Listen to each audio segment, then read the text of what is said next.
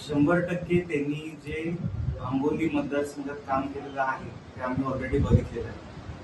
आम्हाला अपेक्षा त्यांच्याकडून अजून जास्त आहे की त्याच्यापेक्षा जास्त विकास आणि त्याच्यापेक्षा जास्त ताकदीने त्यांनी तवडे मतदारसंघाचा विकास करावा.